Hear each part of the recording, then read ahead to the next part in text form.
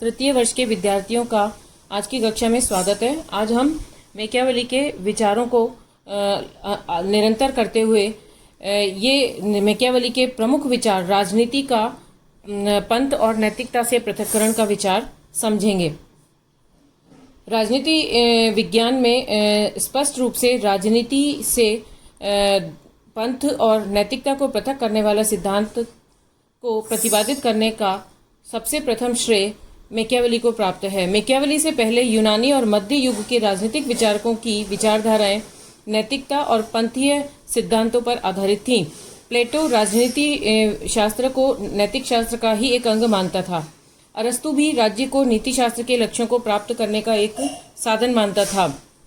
राज सिद्धांत के पंथ निरपेक्ष विचारों में मार्सिलियो मैकियावेली के विचारों के निकट है, किंतु राजनीति क्षेत्र में सर्वप्रथम पंथ निरपेक्ष विचारधारा का प्रतिपादन मैकियावेली ने ही किया।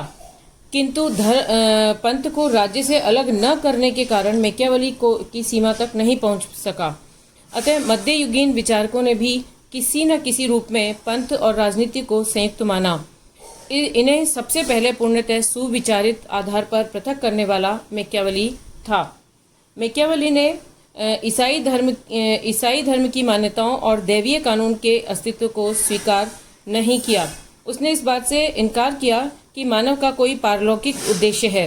वह संत एक्विनास के इस सिद्धांत को स्वीकार नहीं करता कि भावी जीवन में आनंद प्राप्त करने के लिए मनुष्य को ईश्वरीय कानून के निर्देश की आवश्यकता होगी। मैकियावेली के अनुसार मानव का केवल एक ही लक्ष्य हो सकता है और वह है इस जीवन में सुख और आनंद की प्राप्ति। राज सिद्धांत में मैकियावेली ईसाईयत के उन सब सिद्धांतों को अस्वीकार करता है जो शासक को नम्रता, विनीतता आदि का पाठ पढ़ाते हों। उसके अनुसार किसी भी प्रकार की नैतिक सीमाओं में प्रिंस बंधा हुआ नहीं है। मैकियावेली के अनुसार राज्य के उद्देश्यों को प्राप्त करने, उसे एकीकृत व शक्तिशाली बनाने के लिए राजा को आवश्यकता अनुसार सभी प्रकार के नैतिक, अनैतिक, अच्छे, बुरे, वैध, अवैध साधन अपनाए जाने चाहिए। मैकियावेली प्रिंस को छल, कपट, जालसाजी, धोखाधड़ी, विश्वासघात, हिंसा, दमन सभी प्रकार के अनैतिक साधनों के प्रयोग की आज्ञा देता है। मैकियावेली की धारणा है कि राज्य की सुरक्षा और कल्याण के मार्ग में नैतिक विचारों को बाधित नहीं होने दिया जाना चाहिए। मैकियावेली किसी कार्य की अच्छाई बुराई से चिंतित नहीं था जितना कि वह उसके प्रभाव से चिंतित था। उसके अनुसार राजा को राज्य की सुरक्षा की चिंता रहनी चाहिए। साधन तो सदैव आदरणीय ही माने जाएंगे और सामान्यतः उनकी प्रशंसा की जाएगी। मैकियावेली के शब्दों में न तो कोई प्राकृतिक कानून है और न ही सार्वभौमिक रूप में स्वीकृत कोई अधिकार। राजनीति को नैतिकता से पूर्णतः पृथक करना चाहिए और साध्य ही साधनों का औचित्य निर्धारित करते हैं। इस प्रकार उसने नैतिकता को व्यक्तिगत नैतिकता एवं जन नैतिकता इन दो वर्गों में बांटा। व्यक्तिगत नैतिकता के अंतर्गत राजा और शासक के दृष्टिकोण और उसके मानदंड को रखा। जन नैतिकता के बारे में उसने कहा कि जनता का कल्याण इसी में है कि वह अपने शासक की आज्ञाओं का पालन करे। उसके शासक स्वतंत्र हैं, उस पर कोई नियंत्रण नहीं है और न ही वह नैतिकता के किसी बंधन में बंधा है। अपनी शक्ति और प्रभाव के विस्तार में जो उपयुक्त हो, सहायक हो, वह सब न्याय और नैतिक है। मैकियावेली द्वारा चित्रित आदर्श राजा का यही दृष्टिकोण होना चाहिए कि न कोई चीज़ अच्छी है न कोई बुरी, जरूरत पर काम आए वही चीज़ सबसे अच्छी है। उसका कथन है कि राज सत्ता को बनाए रखने के लिए शासन साम दाम, दंड भेद, बेईमानी, हत्या, प्रवंचना आदि किसी भी उपाय का प्रयोग कर सकता है। इस दृष्टि से मैकियावेली राजा को ऊपर से दयालु, विश्वासी, धार्मिक और सच्चा होने का ढोंग करते हुए आवश्यकता पड़ने पर निर्दयी, विश्वासघाती और अधार्मिक बनने को तत्पर रहने के लिए कहता है। वह धोखा और ढोंग राजा के लिए जरूरी समझता है और कहता है, छल कपट को जानने के लिए राजा को लोमड़ी और भेड़िए को डराने के लिए शेर होना चाहिए। मैकियावेली ने नैतिकता को राजनीति और राजनीति शास्त्र से बिल्कुल अलग कर दिया।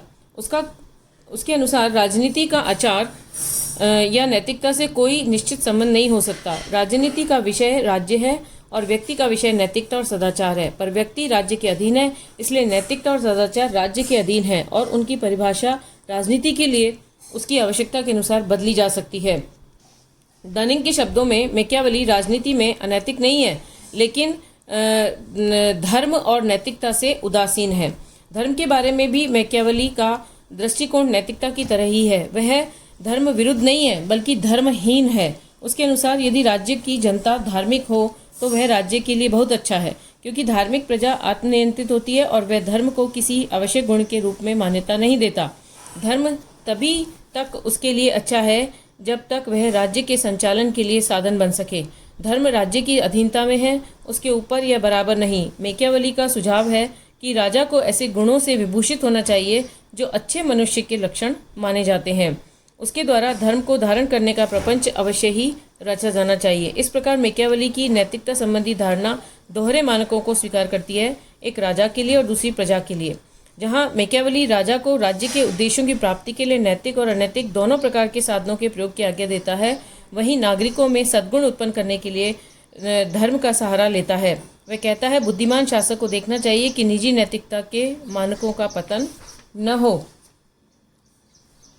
राजनीति से पंथ और नैतिकता पृथक करने के लिए मैकियावेली ने बहुत सारे तर्क आधार प्रस्तुत किए हैं, जिनको हम इन बिंदुओं में जान सकते हैं। पहला, मैकियावेली यूनानी दार्शनिकों की भांति राज्य को सर्वश्रेष्ठ और सर्वोच्च संगठन मानता है और उसका विचार है कि राज्य के हित व्यक्तिगत हितों से उच्च और महत्वपूर्ण होते हैं। इसलिए उसने लिखा है कि जब राज्य की सुरक्षा संकट में हो तो उस पर नैतिकता के वे नियम लागू नहीं होने चाहिए जो नागरिकों के व्यवहार को विनियमित करते हैं। मैकियावेली का उस समय पोप के पापियम आचरण व ईसाईयत में सिखाए जाने वाले सिद्धांतों को देखकर यह विश्वास बन गया था कि धार्मिक सत्ता मनुष्यों को अंधविश्वासी व कर्मण्य बनाती है, जिसके कारण वे परिस्थितियों का सामना करने में असमर्थ हो जाते हैं। अतः वह बिल्कुल नहीं चाहता था कि मनुष्य को दुर्बल बनाने वाली धार्मिक सत्ता का राजनीति में लेशमात्र भी अस्तित्व हो। तीसरा, एक अन्य कारण उसका यथार्थवादी दृष्टिकोण है। शासन कार्य में प्रत्यक्ष रूप से संबंधित होने के कारण उसने स्वयं यह देखा था कि शासकगण आंतरिक प्रशासन और वैदेशिक संबंधों के संचालन में सदैव ही नैतिक अनैतिक सभी साधनों को अपनाते रहे हैं। अतः उसने राजनीति में नैतिकता का उपदेश देना व्यर्थ समझा।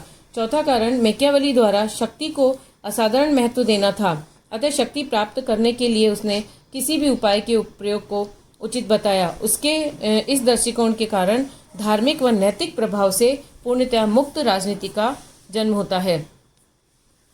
इस प्रकार मैकियावेली ने राजनीति से धर्म और नैतिकता का पृथक्करण करने का विचार प्रस्तुत किया। धन्यवाद।